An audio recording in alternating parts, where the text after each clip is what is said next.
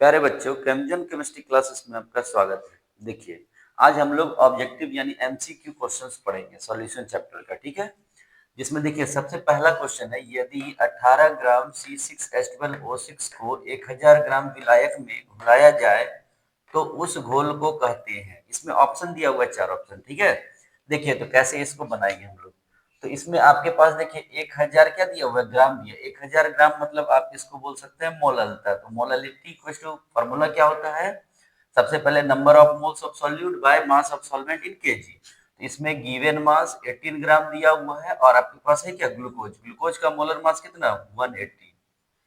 इसको रख दिए हम लोग मोल में। ठीक है, और यहाँ देखिए हो जाएगा 1000 ग्राम गिवन मास और मोलर मास, ये ग्राम में था, इसको क्या किया हम लोग, किलोग्राम में बना लिए। बस इसी को सॉल्व कर देना है। ओके, देखिए इसको हम लोग सॉल्व करेंगे तो ये वैल्यू हो जाएगा हमारे पास 1/10 यानी कितना, 0.1 इक्वल टू 0.1, ये आ जाएगा MOLL मोलल।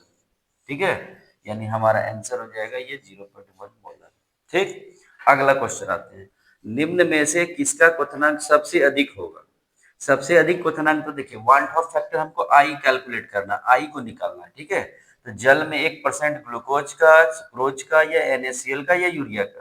तो ये सब देखिए आयनिक कंपाउंड नहीं है, मतलब टूटेंगे कंप्लीटली नहीं, बल्कि इसको हम लोग तोड़ सकते हैं। क्या होगा, Na+ और Cl-।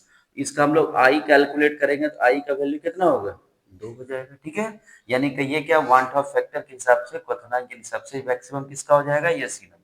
जल में NaCl का 1% NaCl। ओके, अगला क्वेश्चन आता है 3 नंबर, विलियन के अनुसंख्यक गुणधर्म का उदाहरण। तो हम लोग अनुसंख्यक देखिए, कॉलिगेटिव प्रॉपर्टी 4 टाइप का हम लोग पढ़े हैं। पहला था relative logging off vapour pressure, elevation of boiling point, depression of freezing point, osmosis and osmotic pressure.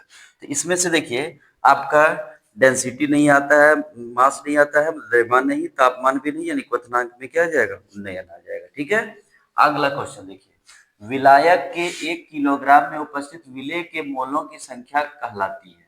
1 kilogram, ध्यान दीजिएगा, विलायक के 1 किलोग्राम, 1 किलोग्राम का जब जिक्र रहेगा तो उसको हम लोग क्या बोलते हैं, मोललता। 1 लीटर यदि रहेगा तो इसको हम लोग क्या बोलेंगे, मोललता। यानी हमारा से करेक्ट आंसर क्या होगा, मोललता। अगला क्वेश्चन, निम्नलिखित में से किसका हिमांक अवनमन अधिकतम होता है। हिमांक अवनमन, देखिए ये एक क्वेश्चन तो श्योर है, प्रत्येक एग्जाम में ऑब्जेक्टिव टाइप में आता ही है। ठीक है, हिमांक अवनमन अधिक, तो इसमें देखिए वांट ऑफ फैक्टर हम लोग कैलकुलेट करेंगे। तो वांट ऑफ फैक्टर इसका जब आप कैलकुलेट करेंगे प्रत्येक के लिए आई का वैल्यू, तो इसका देखिए i equal to 1, i equal to 1, ये दोनों क्या आयनिक कंपाउंड्स में नहीं आता। इसका हम लोग कैलकुलेट करेंगे तो देखिए Na+ और Cl-, यानी वांट ऑफ फैक्टर देखिए एनालिसिस, आफ्टर एनालिसिस जो नंबर ऑफ मॉलिक्यूल्स और बिफोर एनालिसिस, यानी कितना हो जाएगा 2/1, यानी कितना, इसका वांट ऑफ फैक्टर क्या आया, 2। इसका देखिए क्या आ जाएगा वांट ऑफ फैक्टर, इसका कैलकुलेट करेंगे तो हो जाएगा K+ और SO4 माइनस माइनस, यहाँ आगे 2 रहेगा। ठीक है, इसका आई का वैल्यू कितना हो जाएगा, 2+1/1, यानी कितना आ जाएगा, 3। यानी मैक्सिमम वैल्यू किसका आ रहा है, तो K2SO4 का आ रहा है। ठीक है, और मिनिमम वैल्यू पूछा जाएगा तो ये दोनों का 1 1 है। ठीक है, जितना भी आपको हिमांक अवनमन से रिलेटेड क्वेश्चन रहेगा उस टोटल के लिए हम लोग वांट ऑफ फैक्टर को कैलकुलेट करेंगे। ठीक है, अगले क्वेश्चन में देखिए सेम इसी का क्वेश्चन है, SeANO3 का होल 2 के वांट ऑफ गुणक होता है, मतलब इसके वांट ऑफ गुणक को आपको कैलकुलेट करना है।